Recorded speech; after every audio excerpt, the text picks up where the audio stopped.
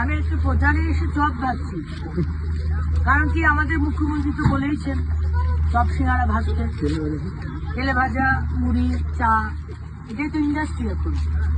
আমাদের যুব সমাজ বলেছেন চাকরি নিয়ে তো কি আছে, বউকে বলো এক কেজি চা বানিয়ে দিতে, ঘুগনি আর চপ নিয়ে রাস্তায় বেরিয়ে পড়ো। আমি আজকে তাই করেছি, কারণ মুখ্যমন্ত্রী বলেছেন। আমার একটাই প্রশ্ন, মমতা ব্যানার্জি, আপনার বাড়ির ছেলেমেয়েরা তারাও কি এইভাবে চপ ভেজে, ঘুগনি বানিয়ে, ঝালমুড়ি বানিয়ে, চা বিক্রি করে এইভাবেই কি আপনারা এত কোটিপতি হয়েছেন?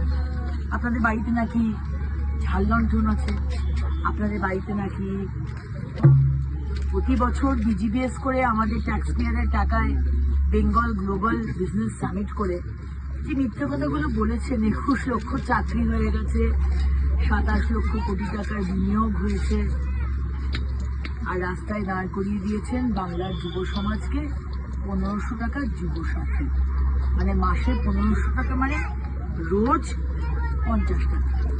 এটা এইখানে নামিয়ে দিয়েছেন আজকে কবিগুরু রবীন্দ্রনাথ ঠাকুরের পশ্চিমবঙ্গ, ঋষি বঙ্কিমচন্দ্র, ঈশ্বরচন্দ্র বিদ্যাসাগর, রাজা রামমোহন রয়ের